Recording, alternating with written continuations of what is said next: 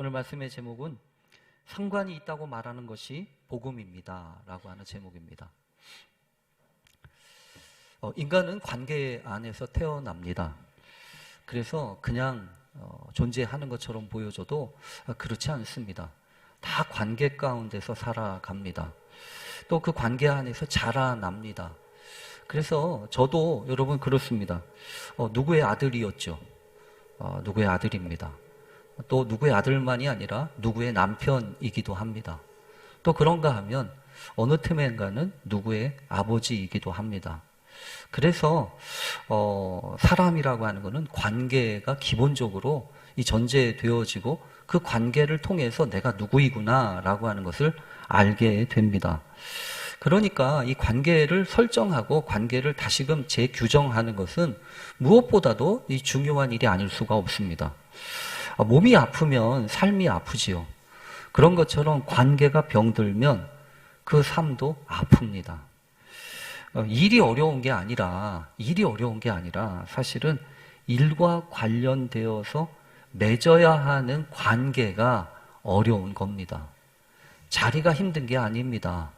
물론 자리도 힘들고 어렵지만 그 자리, 그 안에 감추어져 있는 그 관계와 요구되는 그 관계 안에 머물러 있어야 하는 것이 힘든 겁니다.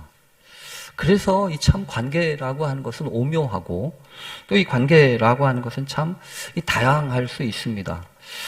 물론 이 관계라고 하는 것은 다양한 측면이 있습니다. 똑같지 않다고 하는 거죠. 그래서 어떤 관계는 이 피상적으로만 이렇게 흘러갑니다. 그래서 겉으로 보면 괜찮고 쏘쏘해서 그 정도면 준수하게 지나가는 관계들도 있습니다. 근데 그거 가지고 충분하지 않은 관계들도 있습니다. 그래서 내밀하게 아주 깊은 마음의 속까지 나누고 알아야 진짜 관계가 되죠. 다른 사람들은 속여도 그런 친밀한 관계에 있는 사람들을 속일 수는 없습니다. 그래서 남들은 멀쩡해 보여도 그 친밀한 관계에 있는 사람들은요, 이렇게 보면 압니다. 너 이상하다, 이렇게 알아요. 그래서 이 관계라고 하는 것은 정말 참 오묘하기도 하고 그 관계가 때로는 힘들고 복잡하기도 하지만 그래서 이 관계를 우리가 잘 관리하는 것은 너무나 필요하죠. 그리고 이 관계라고 하는 것은 일방적일 수만은 없습니다. 물론 경우에 따라서는 일방적으로 보여지는 측면이 있기도 합니다. 어렸을 때 아이들은 일방적이잖아요. 그렇죠? 아이들이 무슨 대단한 걸 기대하고 이렇게 관계할 수가 없습니다. 그러나 그게 전부가 아니라는 거죠. 나이가 자라면서 아이들과의 관계가 그래서 재설정되어야 합니다. 아이는 새카맣게 컸는데 아이는 새카맣게 컸음에도 불구하고 그 아이를 대하는 부모가 여전히 어린애 취급을 하면 그 아이가 상당히 기분 나쁘지 않겠습니까? 그래서 이 관계라고 하는 것은 이 시간에 배해서 시간의 변화와 흐름에 따라서 얼마든지 이렇게 달라질 수 있습니다. 그래서 성숙한 관계를 원하고 또 깊은 관계를 원한다면 반드시 그런 변화와 관련된 부분들을 주의 깊게 살필 수 있어야 하고 또 주어진 그 한계와 제한을 잘 살필 수 있어야 한다고 저는 믿습니다. 그것은 신앙에 있어서도 마찬가지입니다. 신앙이라고 하는 것 여러분 복잡하게 생각할 거 없습니다. 이 믿음이라고 하는 것, 신앙이라고 하는 것은 관계를 새롭게 맺는 겁니다. 그 전에도 관계는 있었습니다. 그런데 이제 하나님의 시각에서 하나님이 우리에게 허락하신 그 삶의 기준을 가지고 이 관계를 맺어간다고 하는 거죠. 옛날에도 돈과 또 세상의 물질과 이런 것들과 관계를 맺고 있었습니다. 필요하니까요. 그런데 어느 순간부터 관계가 달라집니다. 그 이전에는 돈이 최고였습니다. 그거면 됐습니다. 근데 이제는 이게 돈이 최고가 아니구나 라고 하는 것을 알기 시작합니다. 돈보다 더 귀하고 소중한 것들이 있음을 깨닫고 그것을 넘어서기 시작하는 것이 믿음의 사건이라고 하는 거죠. 그래서 하나님 그 관계를 잘 설정할 필요가 있어요. 그 관계라고 하는 것은 아까도 말씀드린 것처럼 일방적이지 않다고 그랬죠. 그 상대가 어떠냐에 따라서 그 관계가 얼마든지 달라질 수 있습니다. 그 내가 맺고 있는 그 관계가 존귀하고 또 이렇게 저렇게 고귀한 가치를 가지고 있으면 또 상당한 중요한 위치에 있으면요, 부끄럽지 않습니다. 내가 저 사람 안다고, 저 사람 내 편이라고 이렇게 이야기하는 한마디라도 더 하게 되지만 그 상대방이, 그 관계하는 사람이 불편하거나 손가락질을 당하면 그 사람 이렇게 쉽게 내세우기 어렵습니다. 그래서 세상에서도요, 이렇게 잘 살펴볼 필요가 있어요. 내가 요즘 교회 다닌다고 하는 거 내가 남들 앞에 쉽게 얘기할 수 있나 없나? 잘 보면 교회를 다니고 신앙생활을 하지만 신앙생활이라고 하는 것을 이렇게 명확하게 드러내기가 쉽지 않다. 그러면 그 관계가 부끄러운 거예요. 하나님이 여러분 무섭습니다. 하나님이 정말 무섭게 생각이 돼서 눈치 보게 되고 자꾸만 생각하게 되면 여러분 그 관계가 그런 관계로 이어지지 않습니까? 우리 하나님은 말이야, 우리를 얼마나 사랑하는지 몰라. 우리의 머리털까지도 세신 바 되셨어. 그렇게 하나님을 알잖아요? 그러면 하나님과의 관계가 새로워진다고요. 그래서 여러분, 믿음도 마찬가지예요. 내가 믿음을, 우리 교회 교우들 가운데 그러신 분들이 많아요. 목사님, 믿음을 좀 갖고 싶습니다. 믿음을 좀 건강하게 갖고 싶습니다. 큰 믿음 갖고 싶습니다. 이렇게 얘기하는데요. 그러면 반드시 뭘 봐야 되냐면 내가 하나님과 맺는 관계를 살필 수 있어야 돼요. 그 관계가 건강하지 못한데 믿음이 건강할 리가 있겠습니까? 성숙한 믿음을 가져야, 이 성숙한 믿음을 가져야 관계도 성숙해지지 않습니까? 그래서 이 관계와 믿음이라고 하는 건 뗄래야 뗄 수가 없다라는 생각이 들어요. 특별히 코로나를 겪으면서 우리들이 상당히 어렵고 힘들어지게 되는 것이 바로 이 부분입니다. 관계를 맺는 거라는 거죠. 혼자 있는 거는 좋습니다. 그래서 이렇게 혼자 있는 거는 이제 익숙해지기도 하고 거기에 어느 정도 적응이 되어 가고 있는데 이 관계 맺기는 상당히 어려워요. 그래서 신앙에 있어서도 이런 부분들은 참 필요한데 라고 하는 생각이 들면서 오늘 여러분과 함께 신앙의 관계 맺기와 관련된 부분들을 잘 나누고 또 함께 은혜를 받고자 합니다. 특히 눈에 보이는 게 전부가 아니거든요. 여러분 아시죠? 눈에 보이는 게 전부가 다가 아니에요. 반짝인다고 다 다이아몬드가 아닌 것처럼 눈에 보이는 게 전부가 아니고 사실은 그 안에서 꿈틀대고 움직이고 있는 것이 훨씬 더 중요합니다. 사람과의 관계 사이에서도요, 그 안에 무언가 욕심이 꿈틀거리기 시작하면, 스멀거리고 자기 자신만 아는 그런 욕심이 우리 마음 가운데 꿈틀거리기 시작하면, 여러분, 문제잖아요. 결국, 하나님과의 관계 속에서 나를 둘러싼 모든 것들과의 관계 가운데 하나님의 특별한 섭리와 은총이 흐르고 있다고 하는 것을 믿을 때 비로소 이 관계, 특별히 신앙은 건강해진다고 하는 거죠. 특히 하나님 오늘도 우리가 이제 이 고난주간을 겪으면서 이 한 주간을 보내게 되는데 특별히 이 고난의 문제도 여러분 그렇게 보여집니다. 하나님과의 관계가 건강하잖아요. 그러면 고난을 견디는 게 쉬워요.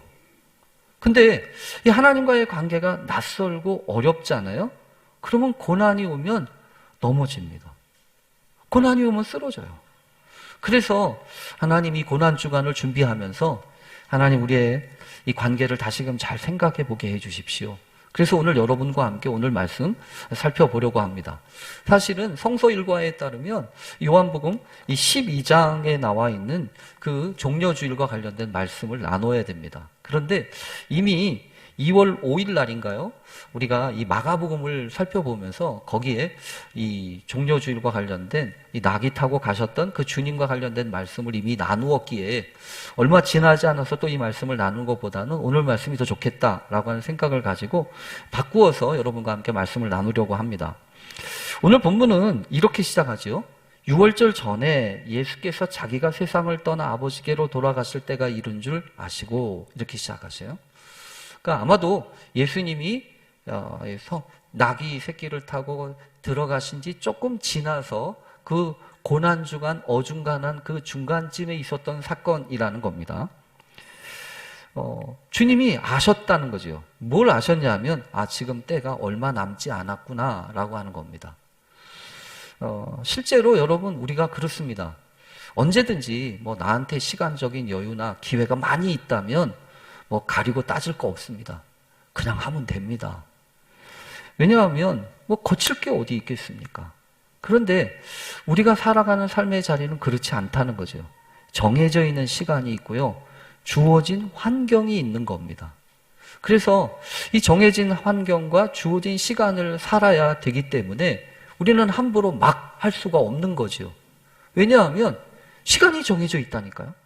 제한된 삶을 살 수밖에 없다니까요.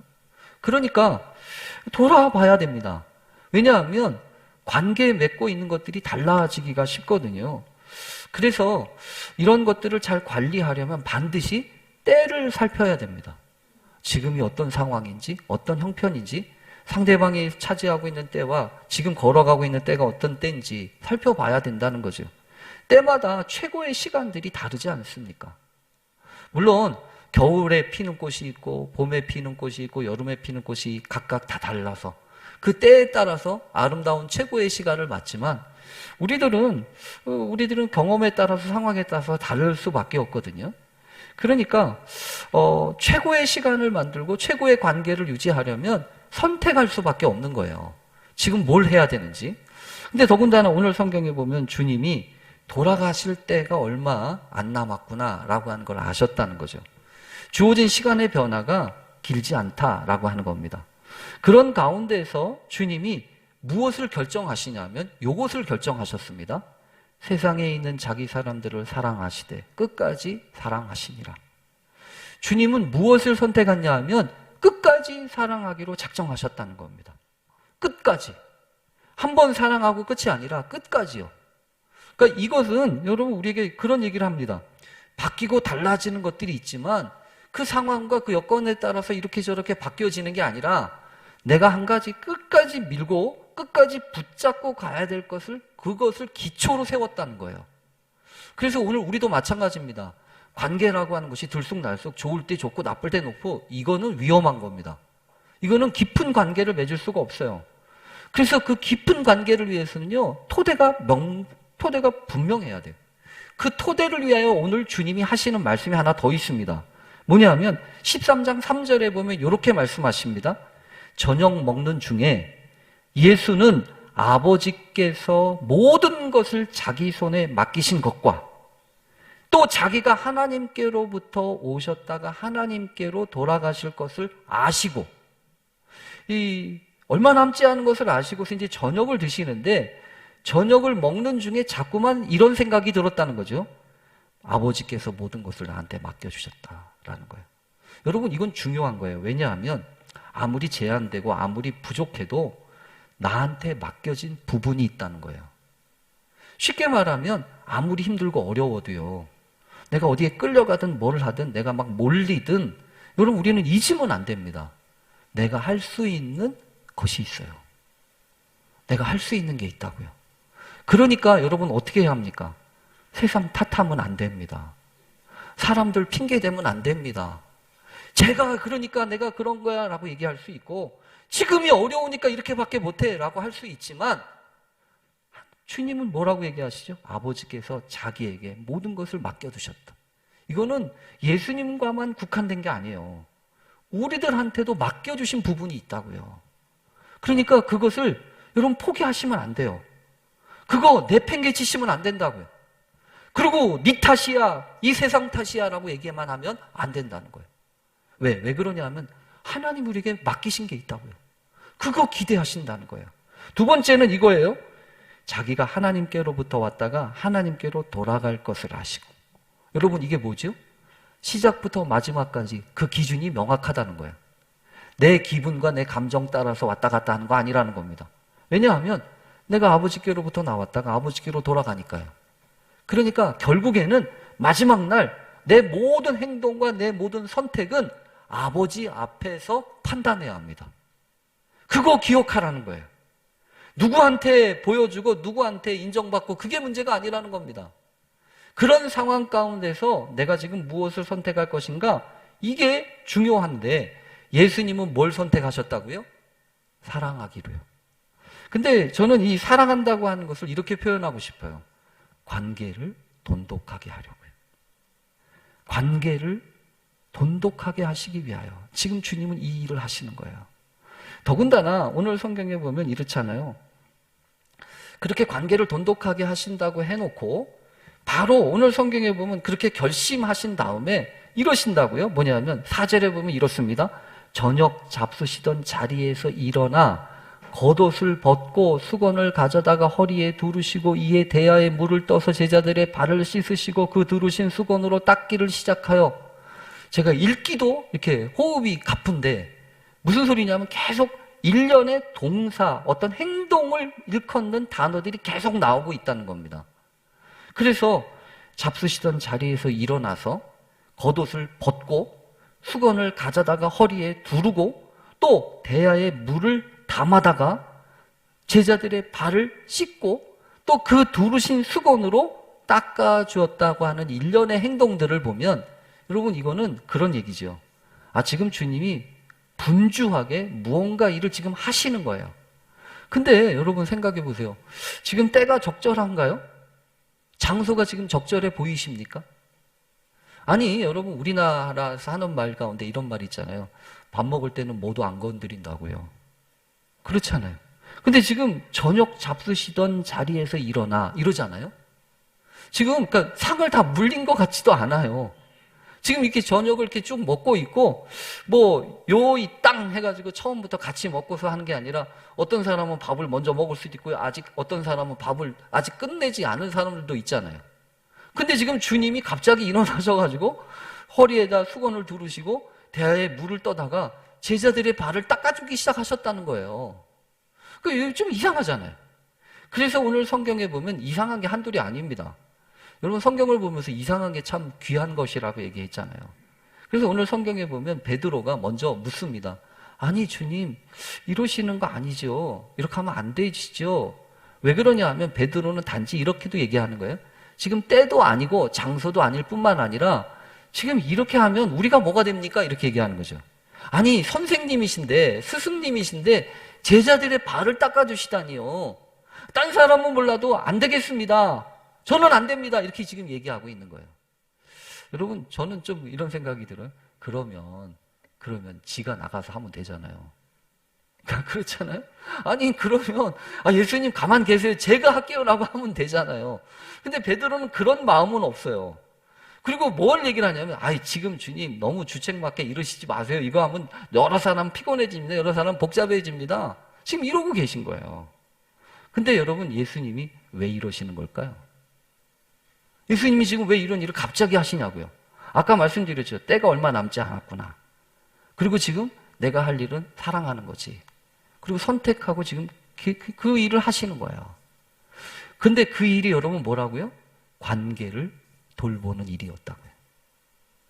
저는 오늘 말씀을 보면서 그래야 된다라고 생각을 해요. 뭐냐 하면 가끔 우리의 삶 속에 자꾸 걸리는 관계들이 있잖아요. 뭐 좋은 관계만 있는 게 아니고 자꾸 걸리는 관계들이 있어요. 그러면 여러분 우리가 어떻게 합니까? 좋은 때 봐야지. 적당한 때 봐야지. 이거 풀어야지. 이렇게 생각을 하잖아요. 근데 오늘 말씀을 보는데 자꾸만 그 생각이 드는, 그러면 야 종윤아 그렇게 자꾸 관계가 불편하고 힘들고 어려운 문제가 있으면 미루지 말라는 거예요. 나중에 얘기할게 이러지 말라는 거예요. 그래서 성경을 보니까 여러분 그런 말씀이 있는 거 아시죠? 어느 누구든지 하나님 앞에 예물을 드리러 나오다가 자꾸 걸리는 게 있어요. 그러면 어떡하라고요? 예물을 두고 가서 그 사람과 화해하고 와서 예물을 드리라고 그러잖아요. 그러니까 관계를 돌보는 일은 미루면 안 돼요. 왜 그렇지요? 또 기회가 없을 수도 있거든요. 또 생각이 없을 수도 있다고요. 그러니까 마음속에 하나님이 주시는 생각과 그 생각이 있을 때 여러분 미루지 마십시오. 그리고 그때 가서 그 일을 시작하세요. 더군다나 오늘 주님이 하시는 말씀이 여러분 이런 말씀이에요. 아니 주님이 저희들의 발을 닦아주십니까? 라고 하셨을 때 주님이 첫 번째 하셨던 말씀은 이거예요. 베드로야 내가 지금 하는 일을 지금은 내가 알지 못하나 이후에는 알리라 이렇게 얘기하시잖아요. 여러분 이 말씀을 잘 생각해 보세요. 내가 지금 하고 있는 일을 너 지금은 모르겠지 근데 나중에 알 거야 라고 얘기하시잖아요. 이후에는 알리라 이러시잖아요. 여러분 이 얘기를 통해서 우리에게 하시는 정말 중요한 교훈이 있어요. 뭐냐면 우리가 무슨 일을 할 때 지금 당장만 보면 안 된다는 겁니다. 지금 당장만 보면 못해요. 아니, 지금 당장만 보면 하면 안 됩니다. 해서는 안 돼요. 그러나 그럼 주님이 말씀하시잖아요. 지금 하는 일, 너 지금은 몰라. 지금 모른다고 끝까지 모를까요? 아니죠. 지금 모른다고 끝까지 모르는 게 아니라 이후에는 알 수도 있는 거예요. 바뀔 수도 있는 겁니다. 그러니까 그때 알 때 할게 하지 말고 주님은 지금 뭐라고 하시는 거죠? 지금은 몰라도 해야 할 일이 있으면 해야 된다는 거예요. 지금 해야. 왜냐하면 그 관계를 변화시키기 위해서는 이게 필요하다는 겁니다. 그래서 어려워요, 여러분. 관계라고 하는 건 쉬운 일 같지 않습니다. 그러니까 때때로 우리들은 이 관계를 맺기가 피곤하고 지치고 힘들고 어려우니까 그냥 이렇게 손 떼고 있는 거예요. 그러면서 베드로처럼 뭐라고 하는 거죠? 베드로처럼 이렇게 하는 겁니다. 주님, 다른 사람은 몰라도 나는 안 됩니다. 나는 못하겠습니다. 이렇게 얘기하는 거예요.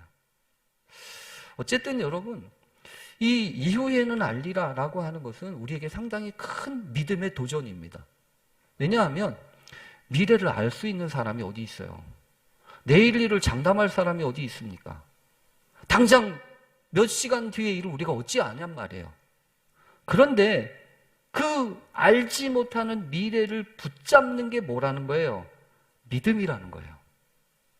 그래서 여러분, 우리의 믿음을 견고하게 하고 이 믿음을 기초로 깔지 않으면 관계는 무너지기 쉬워요.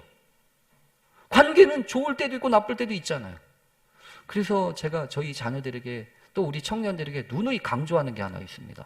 뭐냐면 사랑한다고 결혼하는 거 아니다. 사랑한다고 결혼하는 게 아니야. 사랑은 좋을 때도 있고 나쁠 때도 있어. 언제 결혼하냐? 믿을 수 있을 때 결혼해라 그래요. 이 사람 믿을 수 있어야 돼. 절대로 날 버리지 않을 거에 대한 믿음.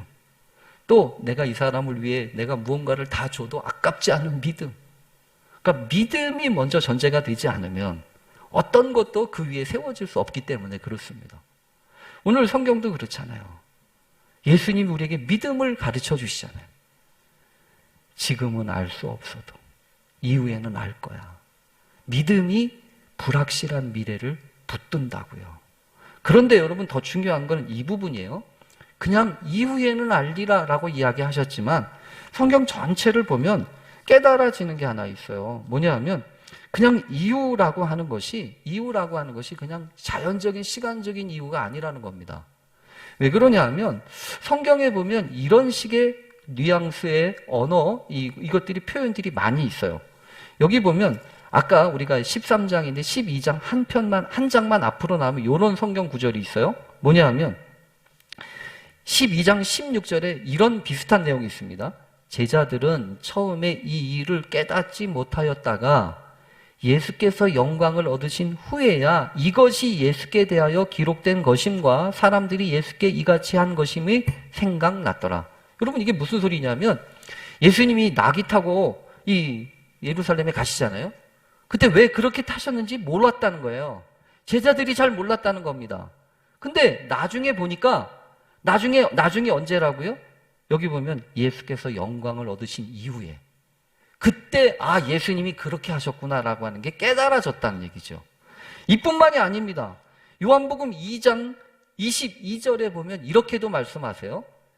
죽은 자 가운데서 살아나신 후에야 제자들이 이 말씀하신 것을 기억하고 성경과 예수께서 하신 말씀을 믿었더라. 제자들이 이 말씀하신 게 뭔데요? 예수님이, 여러분 기억하시죠? 성전에 가셔가지고 성전에서 장사하는 사람들 다 내쫓아내셨던 그 난장판 피우셨던 일. 그때 사람들이 예수님한테 예수 양반 당신이 뭔데 도대체 이런 일을 행하시오? 라고 물었을 때 예수님이 하신 말씀이 요 말씀이에요. 너희들이 이 성전을 헐어버려라. 내가 3일 만에 다시 지을 거야 라고 얘기하시잖아요. 그러니까 그때는 그게 무슨 말인지 못 알아들었어요. 아니 어떻게 46년 동안이나 이 짓고 있는 성전을 어떻게 헐어버리고 또 어떻게 3일 만에 이 성전을 다시 짓는다는 거냐? 이렇게 이야기했지만 예수님이 뭐라고요? 죽은 자 가운데서 살아나신 후에야. 그러니까 예수님이 말씀하시는 후에라고 하는 것은요, 그냥 막연한 어느 시점이 아니에요. 어느 시점이 아니라 예수님이 십자가에 달리시고 그 십자가에서 돌아가신 다음에 부활하신 그 사건을 기점으로 하는 말입니다. 그러니까 우리에게도 마찬가지죠. 예수님의 사건, 그 사건이 우리 안에 들어오면 모든 것들이 바뀐다는 거예요. 그냥 막연한 시간이 아니라 예수의 그 십자가의 사건이 내 삶의 시간 속으로 들어오지 않으면 바뀌지 않는다는 거예요. 그래서 하나님, 오늘도 우리에게 저 주님의 사건이 나의 사건이 되게 해주십시오. 믿음으로 주님의 사건이 내 사건 되는 역사가 있게 해주십시오. 그렇게 기도해야 되는 거예요. 그런데 오늘 성경에 보면 주님이 그렇게 이야기하셨음에도 불구하고 이 제자 베드로는요, 아까도 말씀한 것처럼 안 됩니다. 나는 그래도 안 됩니다. 나는 안 할랍니다. 이렇게 얘기한다고요. 여러분, 근데 예수님이 그러니까 비로소 하신 말씀이 요 말씀이에요. 오늘 성경에 보면 이러지 않아요? 내가 너를 씻어주지 아니하면 내가 나와 상관이 없다. 이렇게 얘기하세요. 정말 중요한 단어가 상관이 있냐 없냐죠. 지금 그런데 주님은 지금 이렇게 얘기하시는 거예요. 야, 네가 아무리 나 닦아주지 않는다고 해도 그거 싫어하는 게 문제가 아니라 내가 너를 닦아줘야 돼. 내가 너를 닦아주지 않으면 너는 나하고 상관이 없다는 거예요. 여러분, 상관이 있냐 없냐는 얼마나 중요하냐면 여러분, 그거 아니에요? 관계가 있냐 없냐예요. 여러분, 이거 무시할 수 없습니다. 왜냐하면 여러분, 이러잖아요? 만약에 상관이 있다고 하는 것은 관계가 있다는 것이고, 이 관계가 있다고 하는 것은 어떤 식으로든지 이렇게 붙잡혀서 연결되어진다는 거예요. 근데 만약에 상관이 없다고 하면 여러분 어떻게 될까요? 단절되는 거죠. 끝나는 거예요. 단절되는 거예요. 그래서 제일 무서운 말이 그 말 아닙니까? 마지막 주님 앞에 섰는데, 주님, 제가 왔습니다. 평동교회 김종윤 목사가 왔습니다. 이렇게 얘기하는데 주님이, 야, 난 너 모르겠다. 이렇게 얘기하면요, 관계가 끊어지는 거예요. 관계가. 그러니까 이 상관이 있느냐 없느냐, 이건 정말로 중요한 얘기입니다. 그런데 그래서 지금 주님이 얘기하시는 거예요. 내가 너 닦아줘야 너하고 상관이 있는 거야. 너하고 상관이 없으면 아무짝에 소용없어. 그래서 여러분, 오늘 제목을 그렇게 정한 거예요.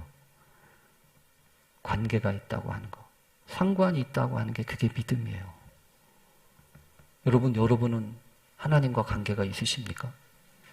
주님과 관계가 있으십니까? 어떻게 해요? 어떻게 관계가 있습니까? 이건 정말로 중요한 문제예요. 왜 그러냐 하면 자꾸 흔들어 대거든요. 너 이래가지고 관계가 있겠냐? 너 저래가지고 관계가 있겠냐? 너 하는 것 보니까 믿는 사람도 아니잖아. 너 하는 짓거리 보니까 그래가지고 어떻게 믿는 사람이라고 하냐?